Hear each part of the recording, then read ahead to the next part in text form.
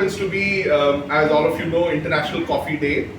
Of course, I discovered that today is International Coffee Day only a few months back. And there's no big occasion about it. Apparently, I was trying to see what is the history of the day, but it's just that the International Coffee Association decided to do that. And for Bakul Foundation, since most of you are familiar with Bakul, it is also the start of a very important week. Most of you would know that 2nd to 8th October every year is celebrated as Daan Utsav, which was earlier called the Joy of Giving Week. And we use the opportunity to do a lot of activities. So tomorrow we have a day of service in which volunteers are going to slums to do fun and learning activities with children. But what is also happening is now Cafe 16, which is not related to Bakul Foundation, but in a sense that neighbors, literally next door neighbor and some commonality. So from today, this coffee is on the house that you're getting now, but there is a Daan Utsav campaign that Cafe 16 has launched today, which will go through the entire week, which is that all the proceeds from sale of coffee at Cafe 16 for this entire week will go to Bakul for setting up libraries for children. Wow. So that is, so you can share the information with others, and you're welcome to come back to the cafe anytime in this week. This was an idea that was shared. So what happens in Daan Utsav, very interestingly, is that they experiment with a lot of interesting ideas around the culture of giving. Like Sneha Appa used to do, I don't know, apple a day, contributing an apple, which goes for children. So similarly, so typical ways in which a cafe or a restaurant does fundraising is you have a charity dinner, or you may say that whatever you get a discount, I mean, so much percentage goes in this week for charity. But this was an idea that came up by one of the key volunteers of this initiative. Actually, just to give you a little context about Daan Utsav, it is not started by any organization, and that's the beauty of it. Because the aspiration was to make it a festival in the annual Indian calendar like Ganesh Puja and Durga Puja, Eid, others. The point being that like no one can own Ganesh Puja, no one owns Daan Utsav. Everyone can do it in their own way, individuals, groups, organizations. So we have also been doing at Bakul. Now this is the first time Cafe 16 is celebrating to support Bakul. Anirban Bandyopadhyay, our speaker today, has been a friend since he arrived in Bhubaneswar. Our reputation preceded us. So there were common friends from Kolkata. He was a student of Center for Historical Studies at JNU, did his PhD on caste and culture in colonial and post-colonial India in JNU. And so the JNU wala, for whatever it means today. I'll come to that. Yeah. So, but what brought Anirban to Bhubaneswar is he has been teaching, among other things, at the GIS, Kalinga Institute of Social Sciences. I said among other things because he has to also worry about NAC accreditation and all of those other things that anyone has to do. He runs, there are of course other things that he does. He is a popular columnist. I mean, one interesting thing about him is he tries to bring history to, the general folk, not just for serious students of history. I mean, I use the word serious students of history because we are all students of history, and we all have our opinions, and there's no way we can escape history. But so he used to write, he still writes in popular Bengali and national English newspapers, magazines, but he also runs this very popular podcast called History Chatter, which is very popular, and he has been, like the first time we talked about him doing a talk when he did one of the podcasts on khichdi, right? And interesting stuff he brought out about food, and I thought that, we should have a series with him at the cafe, and I hope this is the beginning of that series.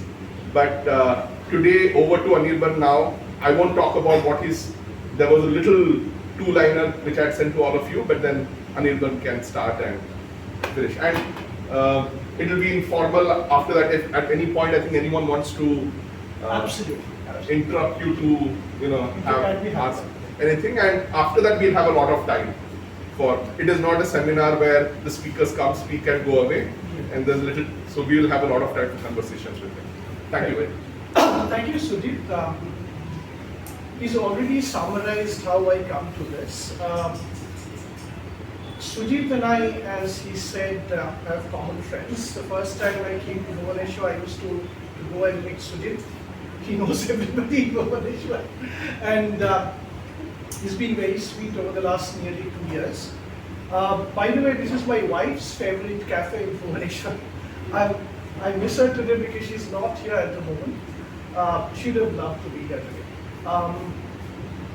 What I want to talk about is coffee in a very peculiar, self-contradictory sort of a way. Three stories, out of which I want to talk about one at some length, and two I'll touch upon briefly towards the end, which I mentioned. But before that, a little bit about contextualizing the talk. It was supposed to happen 3 months ago, maybe early May, and then the accident happened, the train accident. We postponed it for the time being. And then I also sort of sat on it, other things came up, one of which was NAC and several other things in the university. So not much was done since then. My friend who helps me with the podcast then wanted me to do a series on coffee, which is when Sujit also asked me to try and talk about it. I was sort of gearing for it sometime mid next month, or this month, I'm sorry, in October. But then today happens to be International Coffee Day, might as well do it. And then Sujit laid out the rules, which is that it's got to be informal. I can't show slides, I can't follow a script, and so on and so forth. So as a professional academic and aspiring public historian, that's okay for me.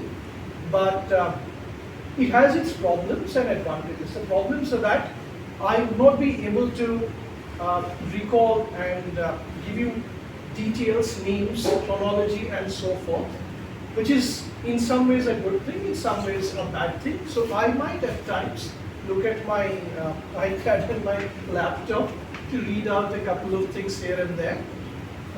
The good thing is it lets us start and share a conversation and a story.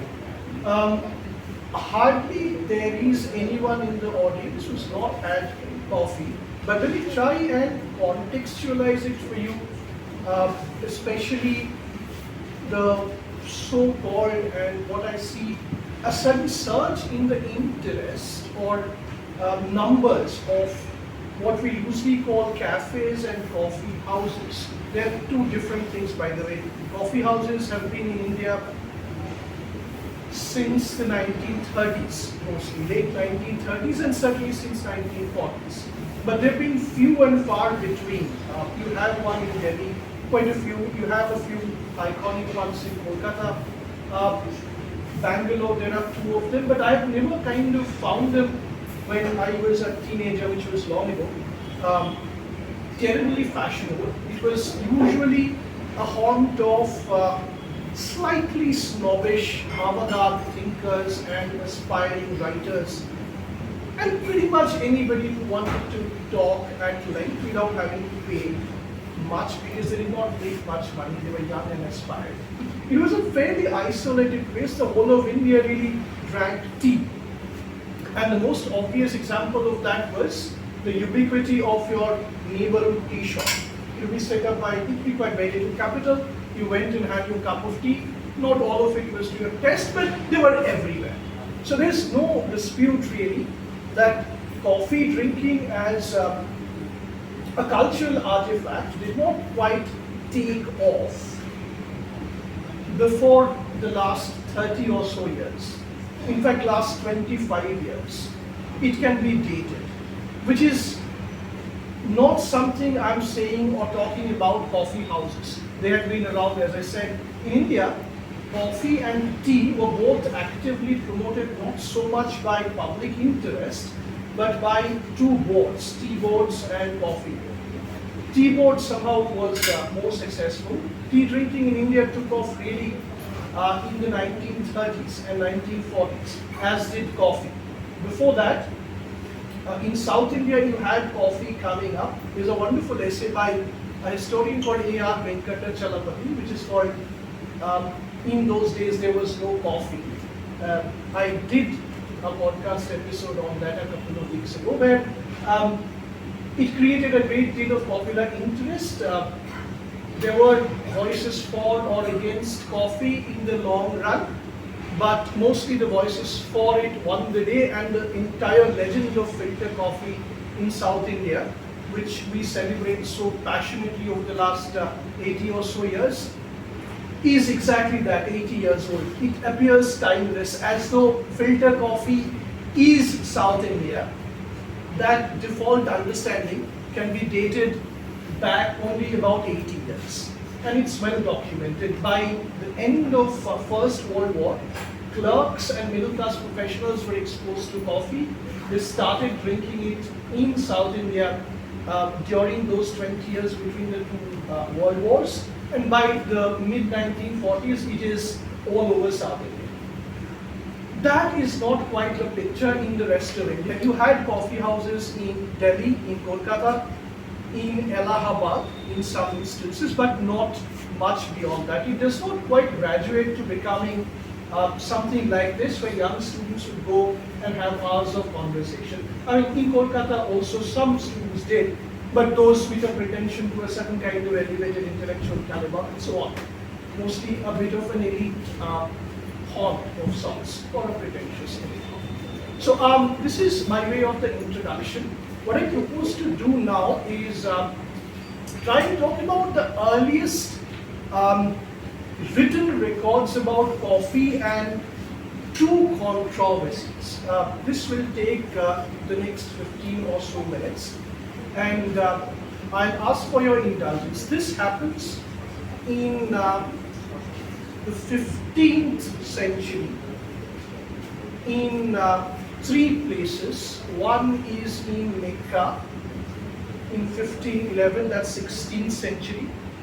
Before that, I'll talk about the legends around the discovery of coffee, who does it, when, and how it kind of creates legends which are double meaning and also multiple in terms of interpretation and potentialities.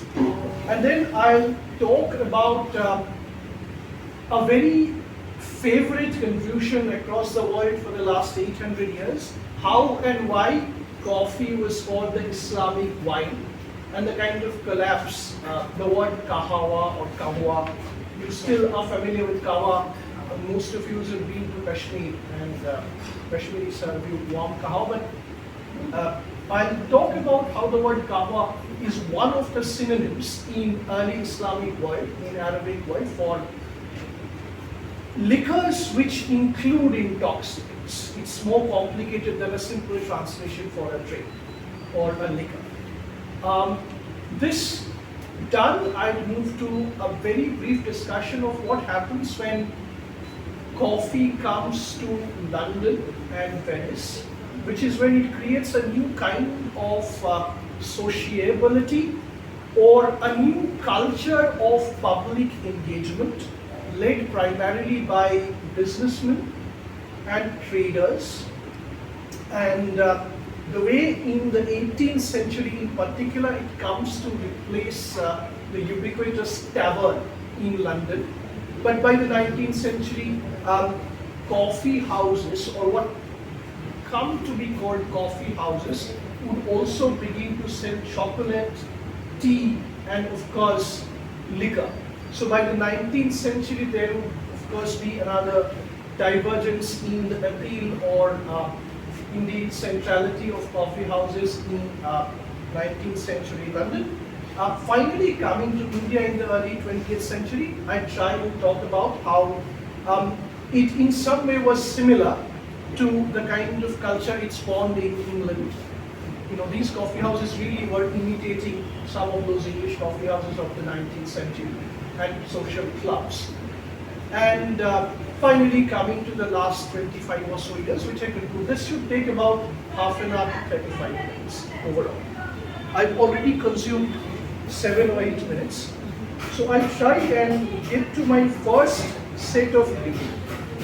This is a story about how coffee was discovered. And this is the very first account by somebody called Shihab al-Din ibn Abd al-Ghaffar. And he cites the authority of somebody called Al-Jaziri. This is from the Arab world, written around the 17th century. It refers to events which took place in the 16th century. So I read out for about 2 minutes. At the beginning of this, the 16th century, the news reached us in Egypt that a drink called kahawa or kahwa had spread in the Yemen and was being used by Sufi sheikhs, pay attention here, and others to help them stay awake during their devotional exercises, which they perform according to their well-known way.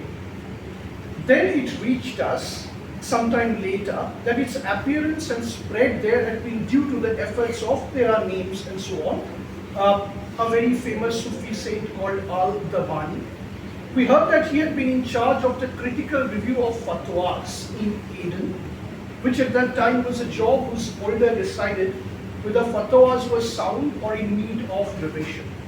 Now this passage really goes on and on, but it sets the tone for a few consistent patterns in the history of the life and career of coffee. It is brought from Yemen. There is very little documented record of early discovery of coffee in Ethiopia. When was this written? This is around 17th century, looking back to 16th century. There are documents, contemporary documents also in the 16th century. I'll come to that. When we talk about that controversy in Mecca, it's a very interesting story. That happens in 1511, early 16th century. So here, 3 or 4 common patterns in the history of coffee is visible, and the same pattern would recur. Coffee first enters into the Arab world through Sufi saints. They drink it primarily to stay awake at night. And why do they stay awake at night? They stay awake at night because they have to perform what is called zikr.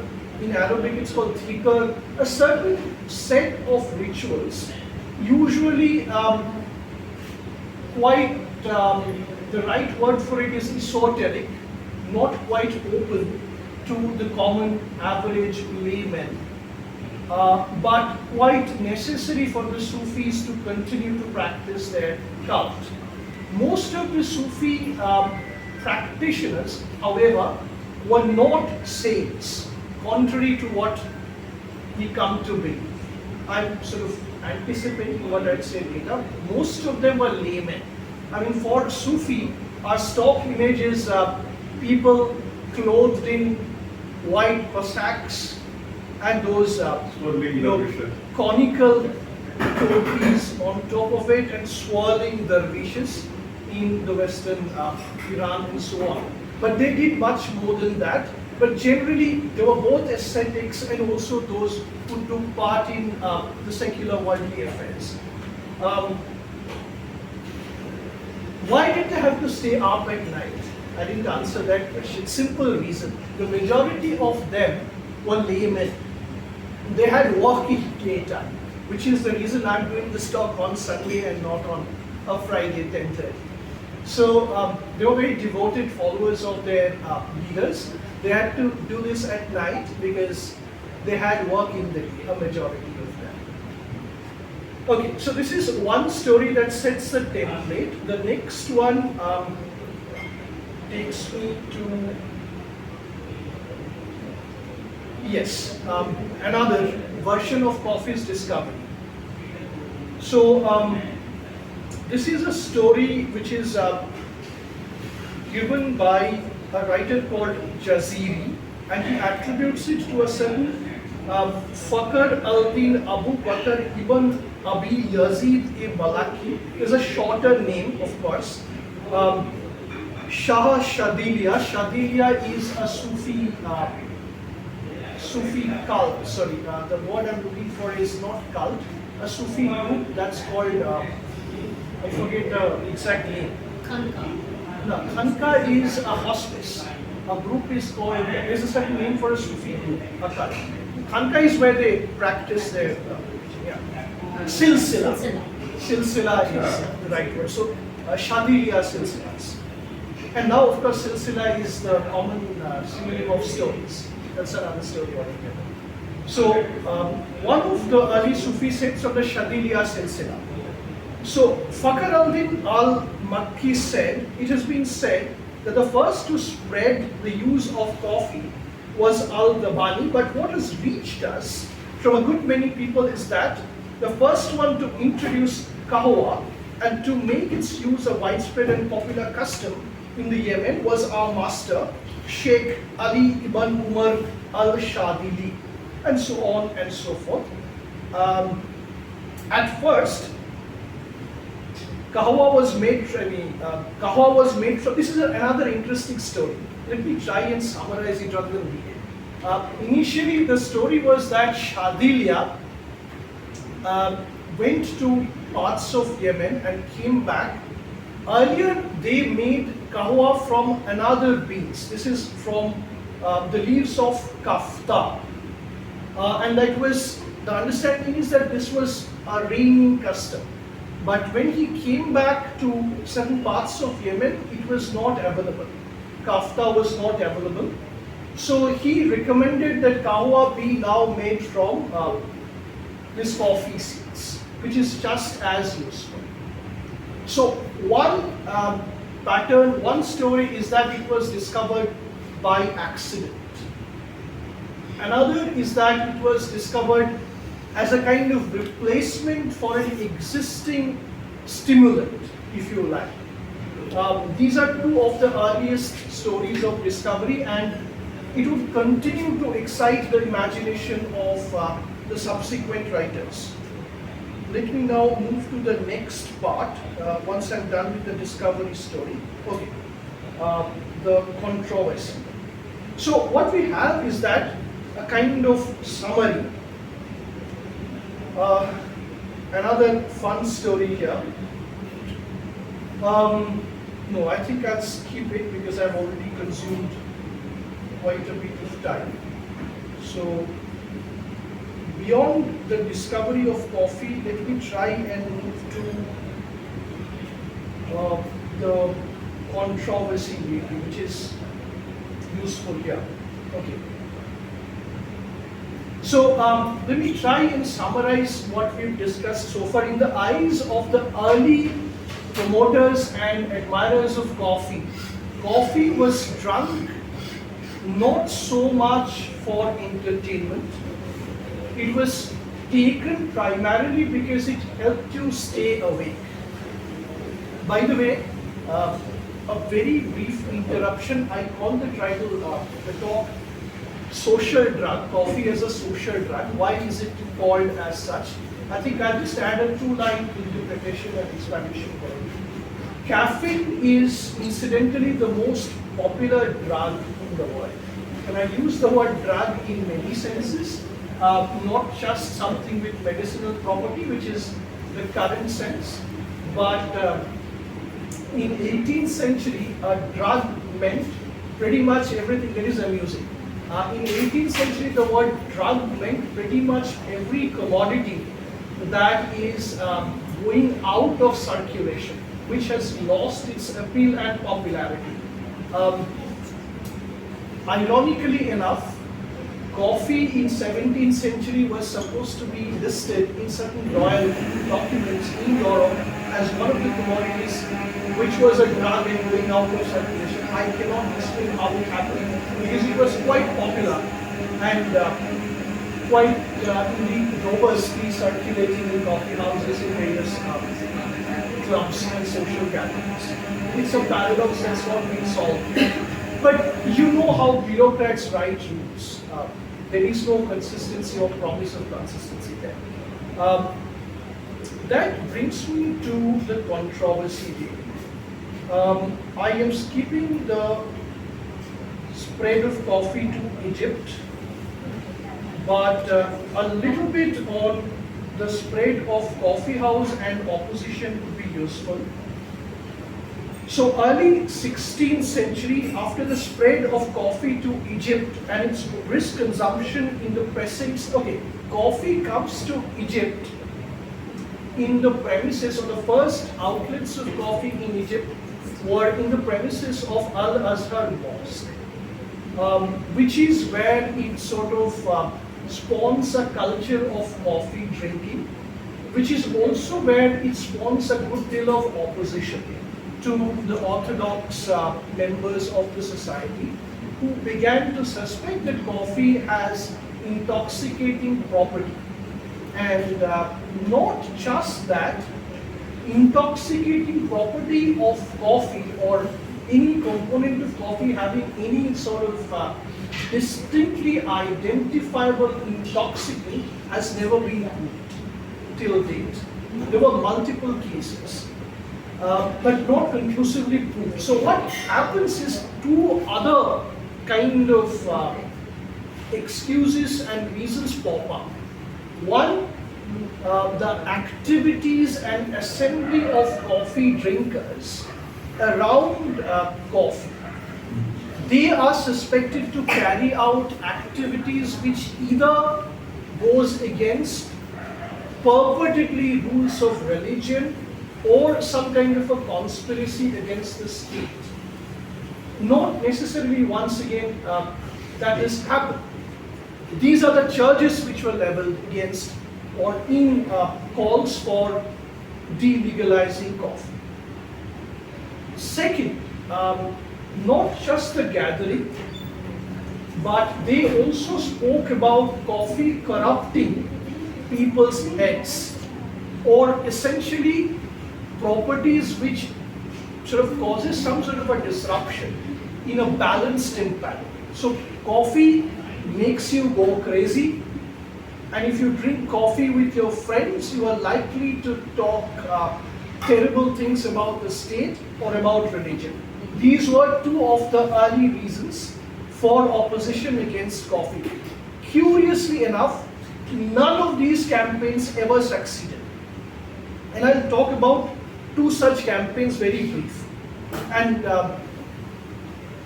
please resist the temptation to take these lightly, because both these stories would appear self-defeating on the part of those who brought these charges. The reason I'm telling you this is these people who launched and carried out those campaigns may not be as stupid as they seem. I have another answer. But as I tell you the story, it would seem they're, looking back, very stupid people.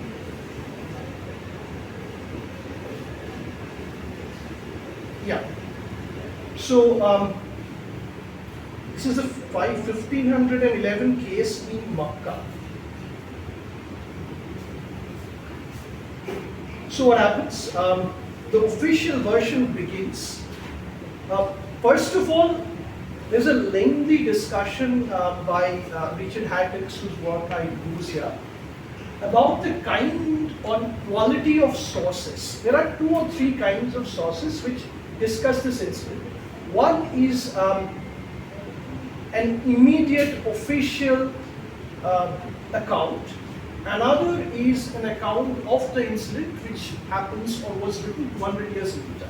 And on top of that, Hattix, writing in the late 1990s, guesses the motive of the flares. So there are 3 layers here.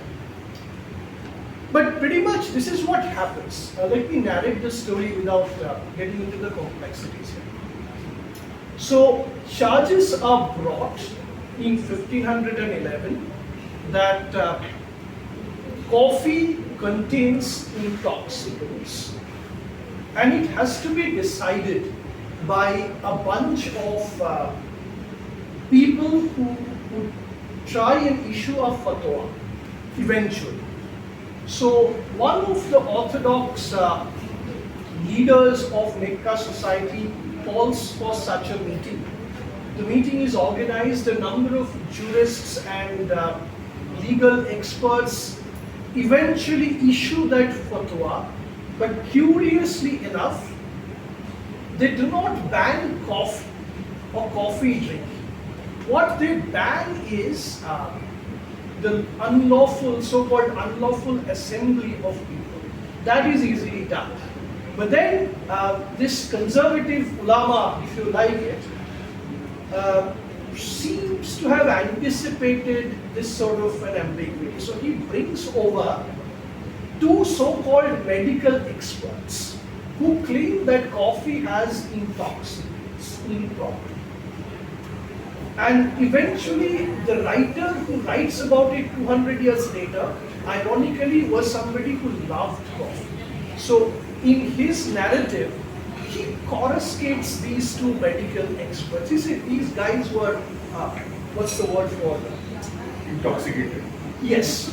These guys were hacks. They don't know a thing about medicine. They were hand in glove with this guy who sponsored the meeting. He paid for it and got that ban sort of imposed. Coming to that, Hatton's case is 300 years later, that what really happens is a certain kind of faction fighting which may have impelled this diatribe against coffee. But the ban on coffee is soon lifted because there is no clarity. Within 4 years, coffee is sold once again in public and gatherings start again. There is a similar case from Cairo, another 100 years later. Yes, the early opposition happens in Cairo again in 16th century. Once again, there is, I think I'll just draw. Once again, there is a furor about how to distinguish coffee from coffee houses. Coffee houses are sort of quite safely going on, and they kept going on. There is no case proved over coffee as potentially intoxicant, because often it will seem that both sides of the divide are fond of coffee. Some of those who opposed it in a legal or juridical gathering seem to be ardent coffee drinkers in the evening at home or in company of friends. So there is all kinds of subversion going on. I suspend the Arabic part, I develop it in other series later, and try and come to the European transition part. All of you would know that coffee came to Europe through, or at least the last port of call before coffee arrived in Europe was Turkey. Which is why Turkish coffee kind of suddenly takes off in Europe. All of that happens in the 17th century, but coffee comes in the 16th century. The first European city where coffee comes in substantial number or quantity is Venice, not London. Venice coffee and coffee houses seem to be doing quite well early on in the 16th century, early 16th century, but does not quite take off. It creates a certain kind of public culture of coffee, but it doesn't get as far as England or France. France is where coffee culture really takes off. The story I similar to the trade route, right? Constantinople to yes. that plane. That's the familiar narrative. The trade route is matched. The circuit is quite neatly traced, but there is no unanimity on the first, recorded arrival of coffee. But what is clear in records is that the first coffee house in London was established sometime between 1652 and 1654 by an Armenian, somebody of Armenian origin. His name was Pascal, I forget the name, I'll get that name. And this family runs the coffee house for the next 40 or so years. The background is that there is a certain kind of a degree of greater liberalism at the time in England. Cromwell has just gone, or would be done with shortly. In the 18th century, coffee houses really take off. The first coffee house is 1652, of course, but after Cromwell, the coffee houses really take off for 2 or 3 simple reasons, one of which is an accident. Most of it, the first earliest coffee houses was located near St. Michael's Church in central London, which is also where you had the business districts. So people who were hugely into trading, especially financing and long distance trading, would frequent that area, and one of which was this man called, or the man who set up the company called Lloyd's Insurance, which is a financial behemoth over the next 200 or so years. Still, Lloyd's is one of the biggest names in world finance since then. So Lloyd's take to coffee and have other people join him. So there is a legend of coffee that grows in the 18th century, that coffee, and this is the second phase of coffee's perception or expansion of perception about coffee. The first phase was when people believed coffee keeps you awake. In 18th century, once coffee picked up as a favorite of these financiers and traders, another layer came up about its intrinsic qualities, which is that coffee sharpens your brain, keeps you alert, so that you can make your calculations better, you don't feel tired, and you make wonderful deals. That's the second layer of coffee's appeal, which sort of is popular in the mid 18th and 19th century England. That's the real distinct contribution of London coffee houses, which really take off in a big way, as I said, in the 19th century, 18th and 19th century, but it also falls off.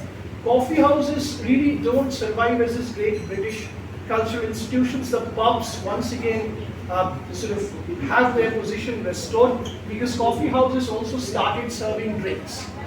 They were also serving coca, that is chocolate, chocolate, and tea. So they become some sort of a replacement for pubs, except that they are slightly more light-hearted and a little more urbane. And the distinct appeal of coffee and coffee house are sort of merged into, coffee houses sort of transcend coffee, is what I'm trying to say here. As an institution, they survive, but then you also have the emergence of a certain division in their clientele. The more elite and wealthier ones eventually move to clubs. The middle class ones usually move to, some of them move to coffee houses. The poorer ones sort of drift apart. The kind of equality that seemed to characterize coffee houses, or the promise of equality that seemed to characterize coffee houses, disappear by the 19th century. This, however, was something that appealed to Indian tastes quite a bit, or at least to those who started the coffee board and tea board in India.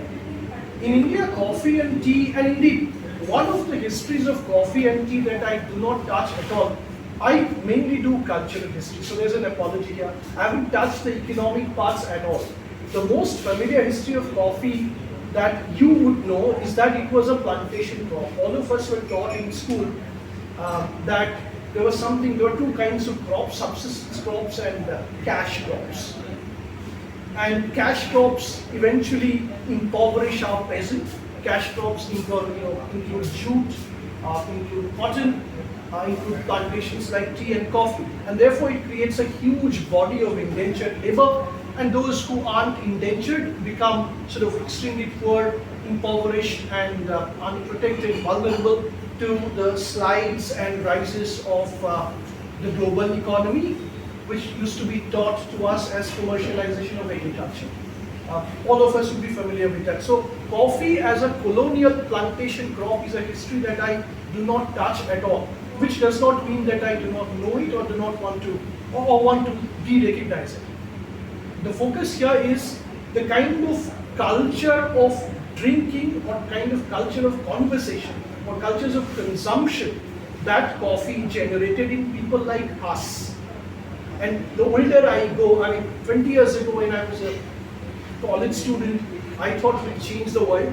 But at my age, I realized that I can only talk about people like us. I don't represent others, which is how I sort of focus on cultural history. So to come to the last part of my talk, I'll conclude in 3-4 minutes. In India, have I exceeded time or not? But we can always talk. So in India, we have two histories of coffee consumption. One I briefly hinted, early 20th century South India. The second is something that Ram Guha once briefly wrote, I think 15 or 20 years ago, when there were students in Delhi, and I refer to Delhi Coffee House at the moment, India Coffee House set up by coffee boards. There were about 7 or 8 of them in various parts of Delhi. DU was a prominent location, one next to School of Economics, which is where Guha and others frequented. Created a certain kind of what we call, and I have not used the word so far, conviviality. People try and talk shop about just about everything else, and Ram Guha projects. And indeed, there's a whole body of historians who suggest that it created something like, okay, I didn't want to quote people, now I have to. There was a German philosopher, he died recently, called Julian Habermas. He created a concept called public sphere. Public sphere is an idea of a space, of a place really, where everybody comes to talk and freely exchange opinions. It's an ideal space. He says it had happened in 19th century Europe, but I'm not so sure, where people freely exchange ideas, and in the process they talk to each other, and through these conversation and dialogues people come to work out some kind of a solution, which is a bit of a good thing and a progress. Society moves a little farther up to a better place. Now you can agree or disagree with what Habermas said, and I simplified it to a very basic, simplistic level. But the fact is, Ram Guha claims, or seems to claim, that others, indeed some historians in Europe as well, in a place like coffee house, it was possible to create some sort of an equalizing public sphere where people freely exchange opinions, and overall they talk about good things, how to change society on a range of issues, starting from cinema to literature to agriculture to politics to economics to culture to sports. And then people learn how to argue and agree to disagree, and finally both of the participants get to learn something. It's a very wonderful positive theory of what is called structural transformation of the public sphere. I didn't want to do this here. So what happens is, apologies for Habermas and all that, finally Ram Guha said that coffee house in India created that kind of a space. One part that I completely leave out is the myths of coffee house, especially in the city that I come from, Calcutta, and I went to a college which was bang opposite to coffee house, and I went to coffee house only about thrice in my 3 years there. My parents' generation were completely, in love with coffee house. My in-laws kind of fell in love in the coffee house. So, what is true about coffee house of Kolkata in the 60s and 70s is that it genuinely seemed to create a safe space for the avant-garde thinkers, people who made movies. Satyajit Roy apparently had one of the tables reserved for him in Kolkata, India Coffee House, and a bunch of impoverished writers who became famous later would find in coffee house a place where they would discuss about their future projects. People like Anirban Bandyopadhyay, and others. I mean, huge. Some of my friends who work and indeed write for various little magazines still congregate around coffee house. But if you ask me, I find the food a little suspect, but and the place a little. So, but there's a new coffee house that's come up in a place called Newtown, which is a extension of Kolkata, which is more like Gurgaon, and there they have a much larger coffee house. Now, I don't want to be rude to the myth of the coffee house of Kolkata. What I'm trying to suggest here is this, that moment has passed. In the last 25 years, people like me is a mid-career professional, and people like younger students would rather hang out in a place which is well lit, which serves a much larger range of food and beverages, and a place which has a greater aesthetic appeal, rather than a place where they'd simply sit and discuss about good things and great things in the world. This change has happened as a consequence, I suspect, of liberalization. I mean, Sujit and I probably remember the 1980s ourselves, but your generation, I'm talking to the younger people here, really doesn't remember what India was like in 1980s. I mean, it would take probably 2 years or a year at least to get a telephone connection. And if there were a car call. Yes. And I mean, when this STDIC thing came into vogue, we were in school. So you have absolutely no idea of what Bhubaneswar or Kolkata in India was like 30 years ago. And these 30 years has really spawned places like Cafe 16. You know, that's where I conclude. Thank you. Okay. Thank you very much. Very fascinating. I never knew that there is a connection between kahwa and coffee and many other, histories. When I sent this invite to someone, so she replied back with this photo of a blackboard in a cafe in Nigeria, which said, "You must have read this. You can't make everyone happy. You're not coffee." But it's interesting, you mentioned, I'll tell you a little secret about this cafe. Till the name Cafe 16 Satyanagar, which is the address, was adopted, there was a working title. There was a Facebook page also we had blocked. Any guesses for what the name was? Coffee house. Bhubaneswar Coffee House. It would be a huge So that was the thing, and it's interesting you mentioned. I'm glad that you brought in Habermas and the concept of the public sphere. I mean, if many of us would not be familiar, I know she would have definitely studied Habermas in your studies. But this concept of the public sphere as a place, I know, though in some ways cafes are elite spaces, but also I remember when I was in school and college, you had what in Bengali you call adda, the cha khatti, which was primarily a male preserve. The coffee houses had been all along a male preserve. Cafes are not.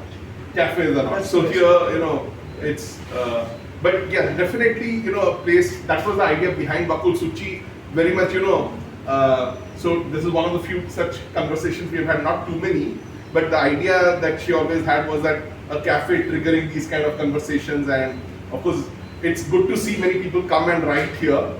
And we often talk about the difference between a restaurant and a cafe, and I say that is for another generation, like Facebook and Instagram. It's true. It's cafe. But yeah, anyone would like to say something, add to what he said, ask him anything, it's open to everyone. And I'd be happy to pass on the references. I think this talk was amazing, and just the fact that you talked about the difference between cafes and coffee houses. Even when I was visiting Bangalore briefly, I went to a coffee house. I haven't been to so many. So in Delhi, I've been to one. There was one in Connaught Place. It's the first Indian coffee house. In coffee house, and then in Bangalore. Koshis. And I do, yes. Koshis in Brigade Koshis Road. in Bangalore. And I Same can master. see that difference that you talked about. And yes, I mean, as youngsters, we don't Koshis is actually somewhere in between. I don't really well understand Koshis. That's the only establishment in India which is somewhere between a coffee house and a cafe. There's also another one in Church Street in Bangalore. That's good. No, there's another one. Oh, Church Street is on the left, yeah. Yes, so there's Koshis, which is on the main road, and then there's another one in Bangalore. Koshis is St. Mark's, Church Street is on the left. Yes, yes. So, but I see that difference that you talked about, how that So that's the standard one, next to vegetarian and others. Yes. That was interesting. This talk was really Yeah. nice. Thank you. Just preparing for it, I thought this is different in generation.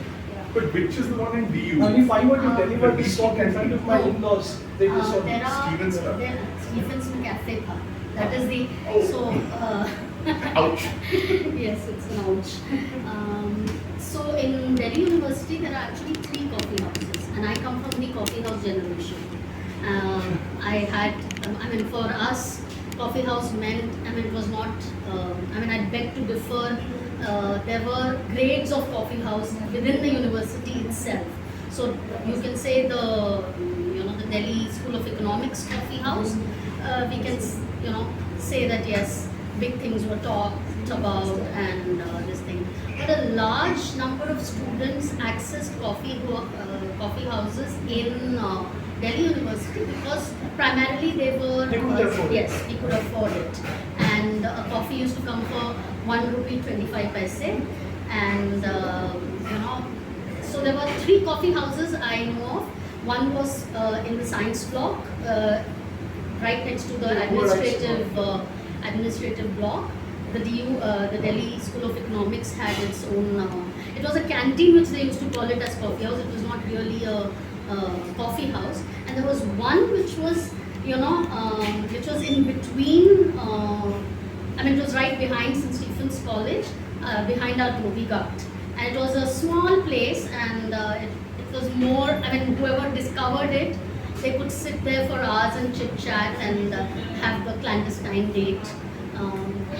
My better That half was is not what there. other Many afternoons. Many clandestine dates Many there. afternoons. And so it used to be that if people are searching for certain people, they'll say, "अरे वो coffee house में बैठ के कभी आ रहे हैं." As in, the Bihari gang used to be this. I'm forgetting the name actually. Marian भी तो है. Bring it on. No. Oh, you confetti. Marian रे. Confetti. Panorama. ना Marian रे अच्छी ना. Pila. प्राची होटल रे. Prachi is somewhere in Pila. That was the Prachi first- pub से ना. That was a pub. Something with that was the first one in that village where Cafe coffee day. That is cafe. Cafe coffee day was That's very recent phenomenon. Cafe coffee day was from Junior College. Yeah. पुढे सांगणार आहे. Prachi pub की line In fact, I'd be very interested. Was there a coffee house in Bhubaneswar before the coffee day and other cafes? Cafe Yes, coffee day there was was a the first. practice something. Yeah, that would be like when we were in college or earlier. Cafe coffee day is not that. 2000 And again, it doesn't cafe coffee day doesn't fall in the No. aspect of cafe house. coffee house. So that it's Actually, what happened? it is in 1996. Yes, he would be around that. At that time, it was first people used to come and sit and reading and all. That was a legitimate. 96 when we went to college. Yeah. Yeah. But Anirban, if she was going to coffee houses, then it was not only a male reserve. I was in the quintessential Trust me, breaking the glass ceiling, not the before that. 70s and 80s, please remember she would be an I was five early years. generation of exception. Even in Stephens, you didn't have women until 75. Yes. Okay. We didn't have the residence. Yes. Residence So, was not open. Delhi University, even by mid 70s, would be a predominantly male space, somewhat patronizing and kind, and they're wonderful people. And all of those would be in their late 60s now. But male, nonetheless, predominantly. It's by the mid 80s that it becomes a much more sort of equalizing.